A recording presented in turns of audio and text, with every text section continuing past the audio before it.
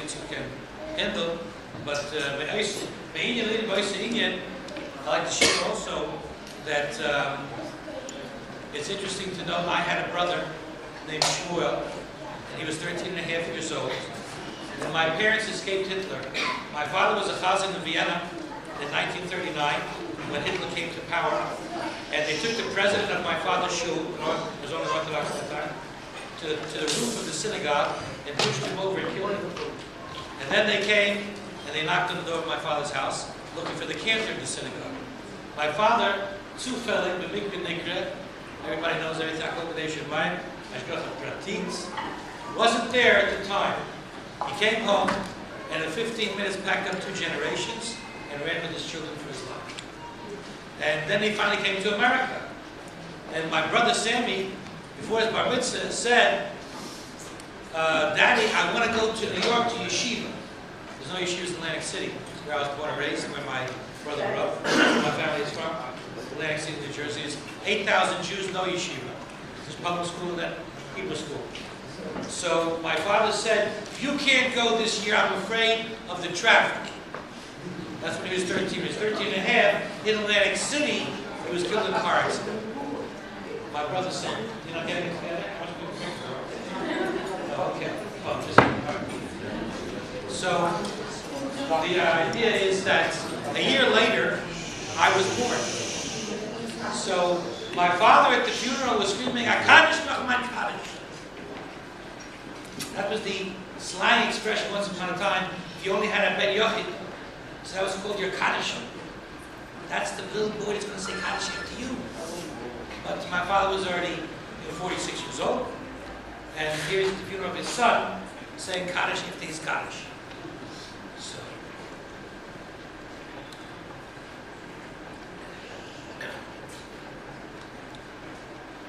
needless to say, it was difficult for him to function, and my mother went to the doctor and said, "Okay, I'm 44 with a heart condition. What do you got for me?" So he said, "You're going to kill yourself." There's no way you can do that. So she said, "Listen, you're a doctor. What do you know? I have 3 children. Ask me, okay? This is a women's realm.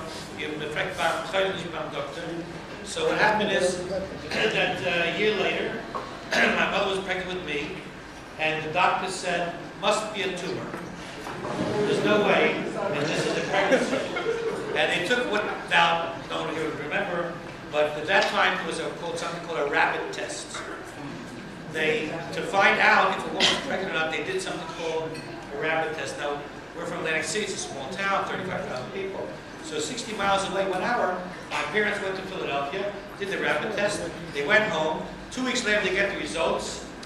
They called from Philadelphia, long distance to Atlantic City. My father picks up the phone. It's the hospital, the doctor. The test is negative. She's not pregnant. It's obviously a growth tumor. Just as my father's about to tell my mother the news, they go upstairs to the second story of our home. When my mother says, "Pa, I felt the baby." So she must have been asking her too. Or, I mean, there's something wrong, you know. This psychosomatic, it's obviously not happening. She's now mentally something deficient. And what is he going to do? So they went to the doctor, and she said the same thing to the doctor. "You've never been pregnant with Dr. Hoffman. This is a baby, okay? That's what this is. And or your medical school education doesn't do you squat. This is what I'm telling you this is." So then, from then on, he was our doctor. So my mother would bring me to the doctor and say, "This is your 2-year-old tumor. This is your 5-year-old tumor. This is your 15-year-old tumor." So that's what that is. But just to close, because really, this is all an opening for Rabbi Shlomo Feldman, who was next up lesson. I asked and made a deal. So don't let him out, lock the doors. He should say something of worth and value of content.